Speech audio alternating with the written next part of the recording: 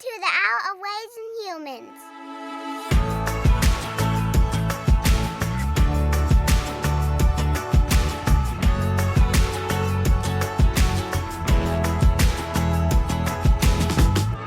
Hello, and welcome to the first episode of the Art of Raising Humans podcast. I am your host, Kyle Wester, and I am a licensed professional counselor and a peaceful parenting coach in Tulsa, Oklahoma. And I have a special co-host, a very special person to me that I'm looking forward to doing these podcasts with. Hello, Sarah. Hi, I'm Sarah. I am Kyle's wife, and I'm also an LPC. I have worked with families for a really long time. What is it? It's 17 years, yeah. Something like that, a long time. I have my bachelor's degree in psychology, and then Kyle and I actually went on and got our master's degree in counseling together. And I didn't intend to go into family and children, working with families and children, but then I kind of fell into it and found that I loved it. And I'm really excited to do this with Sarah because so many people in the private practice and in all the speaking opportunities I get to do, they don't secretly know that I stole all my knowledge from her. So I'm really happy to have Sarah with me. And it's going to be a very, hopefully an amazing opportunity for you guys to hear how we came along on this journey and hopefully help you and your spouse, if you're married, to also be able to have these kind of conversations together about raising little humans. So we'll start there. You know, we chose that name for a reason. We're really excited about that name. So Sarah, what does that mean to you? What does it mean to when we say the art of raising humans? When we were talking about a podcast and what we wanted that to look like, we both, I remember just thinking, okay, I love giving the tips to parents. I love giving that. That's the things I want as a parent when my child won't eat or is throwing a tantrum in Target or something like that. I think, what do I do right now? Or how do I, and I love those tips and those concrete things to do. But parenting is also, I notice so much of what happens inside of me as a parent. And so I wanted to do a podcast that would address that, would talk about the children, what to do, how do you want to show up and be a parent, but also what's happening inside of me, what's transforming and changing and growing inside of me, which kind of feels like you came up with the title, The Art of Raising Humans, and I just felt like that fit. It sort of feels like an art. It feels, with art, things are changing. You're sculpting, you're painting. It's something that comes over time. And it's like a creative endeavor. It builds the beauty of it if you allow it. And so I felt like that title sort of captured what was going on inside of me as a parent, inside of my child, and inside of our relationship. I think you and I both just felt like a lot of the other parenting approaches that we first started to delve into and read, and we did study a lot of different ones, especially before we had kids and we're already helping kids at either like a school setting where I was at and you being in a facility working with kids there too. It just seemed like many of them just seemed too formulaic. They were very technique driven, and there really wasn't this transformational element to it. And as we started to really gravitate towards the ones that we're going to teach you guys on these podcasts about, there really was this transformation. And so I'm sure as a listener, and if you have children, you know, there really is something different to approaching parenting from that perspective, to where it's a transformational activity that as I'm parenting my kid, what I'm doing, whatever skills, whatever techniques I'm using are also shaping me as much, or if not more, than it's shaping my own child. And so many times I had clients come in, or Sarah did as well, and they'd want us specifically to give them the equation.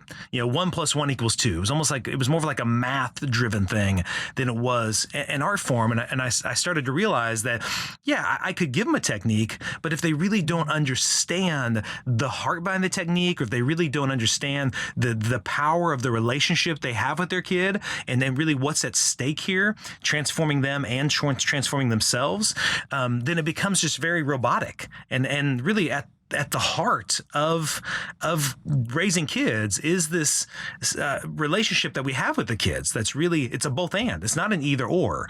It's both of us are being changed and molded at the same time. And that's what I think is the beauty in parenting, to see that, to be awake to what's going on in the relationship, because you can slide into, there's some great techniques out there, and I used them and I still use them, and then they're wonderful, but you're missing I feel like you're missing something when you don't address the deeper, how am I changing? How is my child changing? Where's our relationship going? And if I don't have why is this tantrum upsetting me so much? You know? Yeah. So you can learn how to, my buttons are being pushed. I need to calm down. Yep. But the deeper work is, why did that push my buttons? Because someone else, another parent, might not be triggered in that same way. And so I wanna explore on this podcast with you. I want to talk about what's happening inside of me as a parent, what's happening inside of my child. And let's go to that deeper work. Let's have those conversations, because I think the techniques with that behind it is so much richer, deeper, transforming as a parent, as a person in all my relationships. It goes into all my relationships, and I love that. I think I noticed early on, I'm sure listeners, you've noticed this as well, that there's so many situations where I would be almost enraged by whatever the kid was doing, and Sarah saw it completely differently. And it blew my mind. And the first thought was, what's wrong with Sarah? How come she's not upset about this too? Instead of me doing some self-reflection, going, what is about this situation that's got me so teed off? And I think what's funny about parenting, and the reason why we called it The Art of Raising Humans, not only do we like that creative stuff that Sarah was talking about and that we were just, kind of having a conversation about, but you know what? So many of us are very passionate about our other relationships, our friendships, our marriages, and even with our own family, with our brothers and sisters. And there's a lot of skills we have learned, both, dysfunctional ones and also kind of helpful ones that are healthy, and we don't seem to apply them to our own children. And so I think a lot of what I'm doing in the practice, and Sarah's doing when she talks to parents is trying to just change the conversation, that raising a kid, the same skills I'm using to communicate with my wife work with my children. And in the same way, using fear and shame and getting into power struggles with my wife really destroys my marriage. It really makes it really unhealthy and toxic in our marriage. And the same is true with my kids. And so we're kind of wanting to use that name to help you as the listener to really be thinking about your kid as a human being, not a lesser human being, not just a smaller thing that has no power that we can dominate and control, but instead someone that we're trying to raise up these kids to be healthy human beings who are able then to really resolve conflicts in their lives, manage their emotions, be able to have healthy communication with other adults. And the way they're going to do it is if I start now seeing that endeavor begins from the time they're born, And so I think a lot of that's just intentionally reframing how I see the skills I have in marriage and other ones. I know a lot of business guys come in, Sarah, and when I start talking to them about this kind of approach, they'll go, I just learned this at a conference I was at down in Texas or over in, whatever state they just came from, Colorado or something. And they're teaching me how to do this as a manager in my business. And it's the exact same skills because you're working with human beings. And it's the same thing with parenting. And I think that for me was a big shift, Mm-hmm. I think another level to it for me is in this, I'm looking at myself and how I'm parenting now, but I can't do that without also thinking back to what has formed and shaped me. Totally. What was my childhood? Yep. What wonderful things came along that shaped me into how I am now. Again, it reminds me of art, because things came along that shaped the really beautiful things that I bring into my children's lives and live in my own life.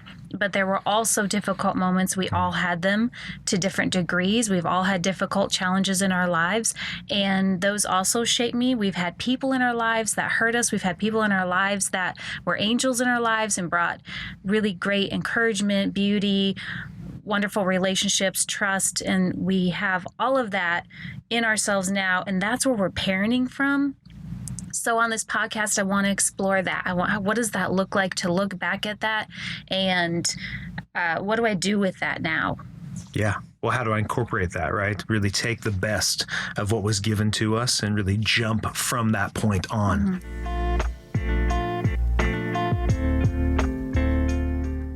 I was thinking as you were saying that, a story that popped in my head, Sarah, was a time when, we've got 3 kids and our oldest was kind of new to this idea of having a sibling. So when our second came along, I remember our oldest daughter had so much fun with us, just one-on-one. And I'm sure if any of you have multiple kids, you've experienced this. And there was one day where we were at church in particular, and they were talking about peace and talking about having a home filled with peace and the importance of peace. And the whole time I'm sitting there in the service thinking, man, my home is so peaceful, because at that time it was just me and Sarah and the one kid and then the second one, and it was just so beautiful. And I remember we came home that day, and there was a moment where it seemed as if our oldest wanted Sarah's time, and Sarah was at that time feeding the baby, and she couldn't have her attention, couldn't connect with mom in that moment.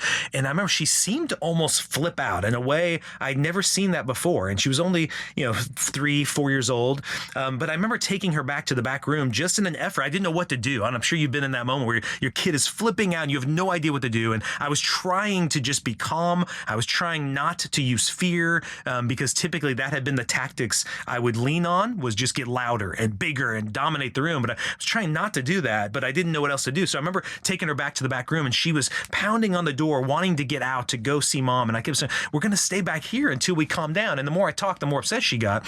And inevitably, I just laid my head down, and I just kind of started saying a silent prayer, just kind of asking for peace, because I didn't know what else to do, how else to intervene in this moment. And I remember there was a moment where she looked at me and said, Dad, what are you doing? And I said, I'm just praying. I don't know what else to do in this moment. So I'm just asking for some help. And it seemed like that kind of softened her. And then I looked at her and said, why were you so mad? And with tears in her eyes, she said, I don't know. And I felt like something in my heart said, it's called jealousy. She's never experienced it. And when I thought that, a little file in my mind opened up of all the times I'd been jealous. And if you've been there before, if you've ever felt jealousy, it's a big, powerful emotion. And I was thinking, oh my gosh, the first time she's ever felt it. No wonder this is so hard for her to manage and kind of bring it back under control. And so she ended up sitting in my lap, and we both kind of cried together in this moment.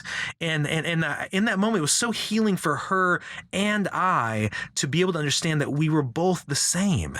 We were both humans who had these big emotions. We both felt these situations where we wanted something so badly and couldn't seem to get it. And there's been times as an adult when I was overwhelmed with that, and she was feeling it now. And in this moment, I actually get to practice with her how to do that with myself by also showing her how to do that.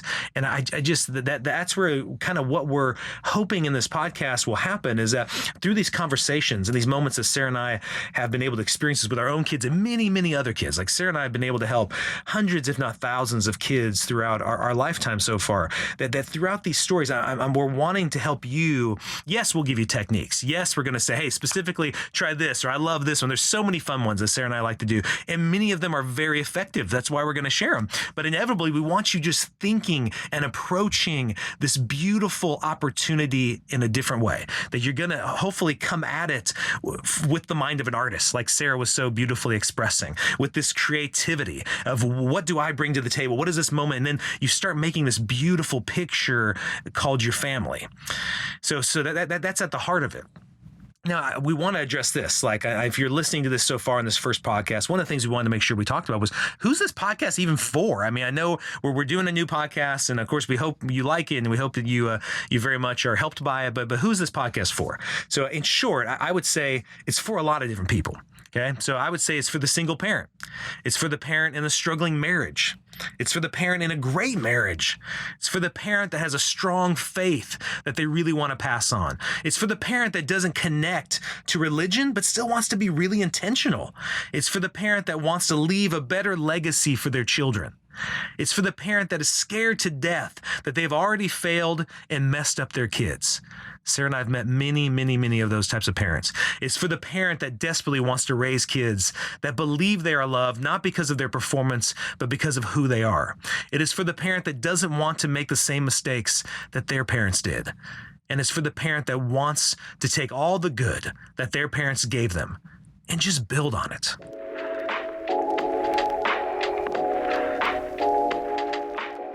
So if that really connects with you, I hope you will journey with us as we continue to delve into a lot of different topics. Now, basically, the way Sarah and I want to do this, and the format we want to do it, is we're starting this podcast. It's a free resource. So Sarah and I, we've always been like, how could we get more information out there to help parents? Because we're so limited in being able to one-on-one be able to reach people. So we want to reach more people. So we hope you'll help us do that. If you find this helpful, we hope you'll help us reach more parents. Okay, and so we want to help parents with this free resource to engage in the art of raising humans, to help guide them in using their own creativity to raise children that are self-disciplined, kind, courageous, assertive, respectful, and loving human beings. Equip them with the skills to help disciple and guide their kids. Sarah and I will do our best to make sure the podcast is no more than 20 minutes long. We got a lot of feedback from people when we were starting this up, and people were like, keep it around 20 minutes because we know you're parents and we know you got stuff to do. I know Sarah's constantly trying to fit in a podcast into her day as she's trying to, do the different stuff she's doing throughout the day with the 3 kids, homeschooling them and all that kind of stuff. It's very challenging. But we will have a specific topic each time, and we will discuss in depth, either together or with a special guest, kind of different ways to approach it, different ways to think about that issue, and different specific techniques to use. We will give you specific tools and techniques that you can try on your journey as a parent. Now, Sarah and I are not promising magic wands. So Sarah and I don't own magic wands. If we did, that would be awesome. And we'd sell them and make a lot of money. But since we don't have magic wands, what we're going to do is do our best to say, hey, these have worked for us, or this is what other experts have told us, or this is what we've seen happen in other families. And then we just, like an art form, be creative. Experiment, try new oil paints and, chalk and whatever the different, medium you're wanting to use artistically to be able to express that in your family. Now, we thought this would be kind of fun, include specific interviews with our kids at times, because all the time, Sarah and I are running into conflicts with the kiddos, and we'll try things out, and sometimes it does not go well, more often for me than for Sarah. But when it doesn't go well, our kids are like, we'd love to share those stories when it worked and when it didn't work. So you can then learn from our mistakes, find out ways that we handle those, because we're not going to teach you to be perfect parents. Far from it. We're going to teach you to love yourself even in the imperfect times, because that's what the kid needs, is your ability to learn from those mistakes and failures. So I'd remind you to please subscribe to the podcast, like it, comment, share it. We're new to this, but we'd like to reach as many people as possible. Now, next week, what we're going to do, we'll try to put this out. Our goal is to put one out every week. Next week, we are going to hit the topic of neuroscience of the brain. Dr. Siegel is a fantastic neuroscientist out in California, from UCLA, and he's got an approach called interpersonal neurobiology. And so Sarah and I are just really passionate about understanding the brain, understanding where you're at in the brain, understanding where the kid's at in their brain, because we really think it's vital to know what's going on inside the kid to then be able to help them externally be able to be the humans that they would like to be. Okay. And so we're going to discuss the neuroscience in depth. Sarah and I are going to spend a good time just breaking that down and specific ways in which we use that in our family. So we really appreciate the time that you've spent with us, and we look forward to journeying with you in the art of raising humans.